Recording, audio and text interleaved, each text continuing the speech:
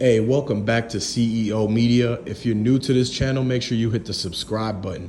Everybody go ahead and like this video, comment down below, let me know where y'all from. We're gonna talk about the whole Dolph Makedas situation, including the cars, the jewelry, the houses, all the riches and the millions of dollars Dolph had. If you wanna learn how to make money doing content creation, hit the link in the description down below. You'll learn how. Let's get right into it, y'all.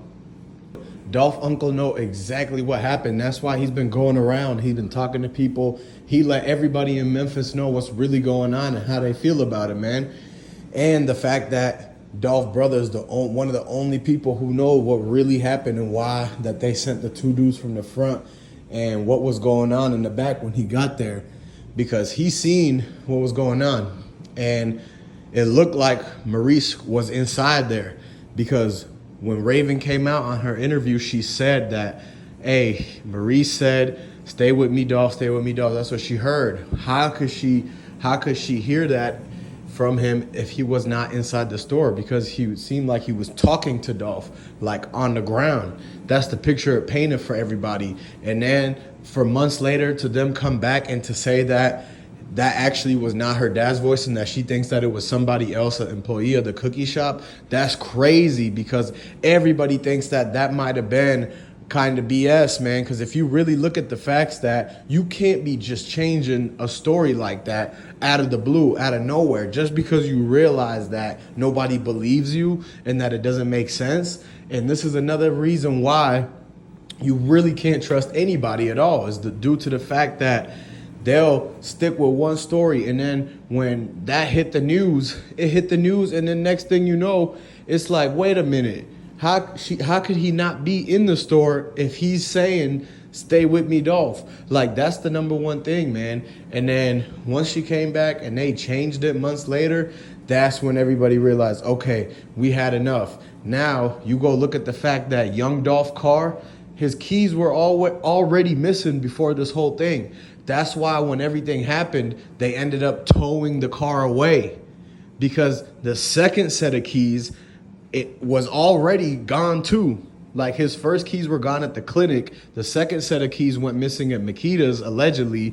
And then next thing you know, instead of having a family member come down and drive his car away, they ended up towing it. And the situation didn't even happen about, like, it wasn't a thing where the car was involved. The car was just sitting there. It didn't get hit. They didn't say anything about the car getting hit. So why do they need the car? Why do they have to tow it away? Why is it that they had to try to put everything up for sale? I mean, when you look at it, Dolph's camo cars, it was going for $2.3 million, man. And so you're going to sit back and look at how much Dolph had, like millions of dollars.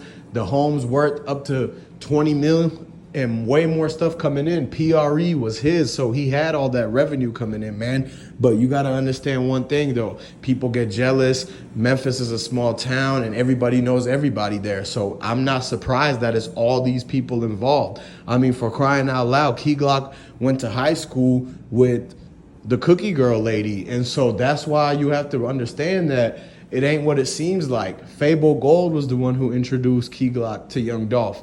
Key Glock tried to say he been knew Dolph for a while, but when you go back and look at all them videos, all of those posts on social media, Key Glock never looked at it and smiled at Dolph. He was always angry, like he was jealous or something. That's why he sabotaged him and basically put cake on his face on his birthday on purpose, and also took a baseball bat and smashed his Rolls Royce windshield on with it. Like, who does that, man? Like, them people, Key Glock didn't have money like that to think that he could take his baseball bat and smash a Rolls Royce windshield.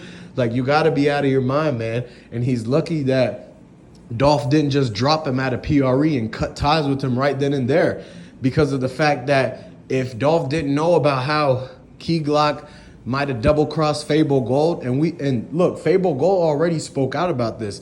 Him and Key Glock are not on good terms. He said everything about how Key Glock kind of snaked him and took his opportunities away from him when he told Dolph that some things he didn't want to hear about him not being loyal, right? The whole time Fable Gold didn't actually do nothing wrong.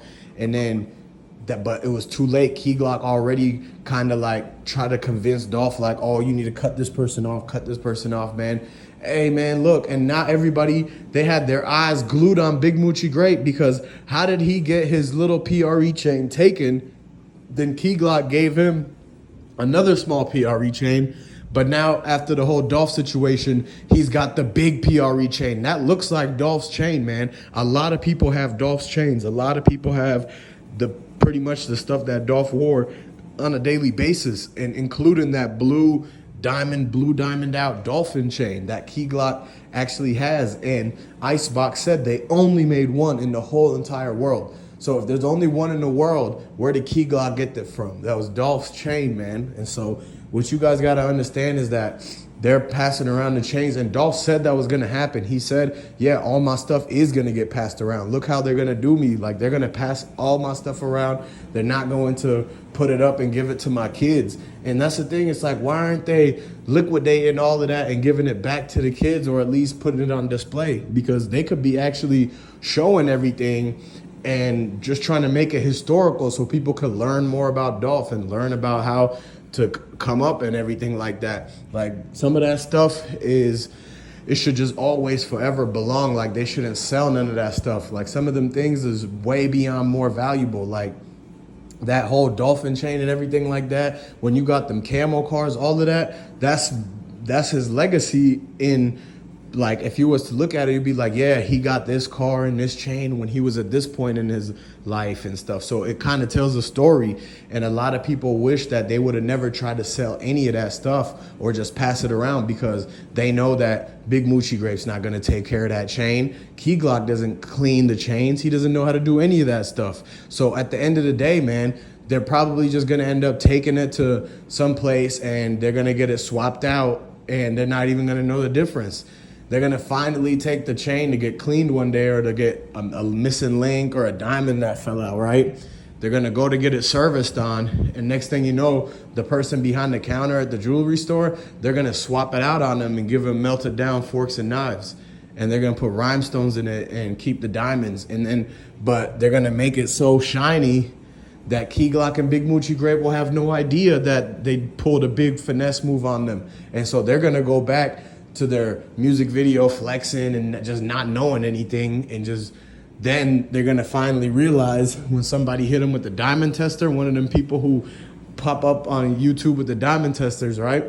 That's when they're gonna be, wait a minute, this is supposed to be real. And then they're gonna realize that they got finessed and that they should have never tried to just be flexing and stunting around with Dolph's items, when they should have kept that put up and gave it to his kids. And so I know a lot of people would agree that, yes, they should have kept Dolph's things, his houses, his cars, his money that he had, his businesses, and they should have put that all for his kids and his family and everything.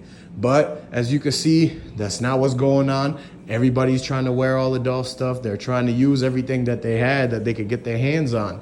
And so it's a crazy situation, man. Let me know what you guys think. Like I said, go ahead, hit that link in the description if you want to learn how to make money doing content creation, man. Other than that, go ahead and subscribe to the channel if you aren't, and I'm going to catch you on the next video.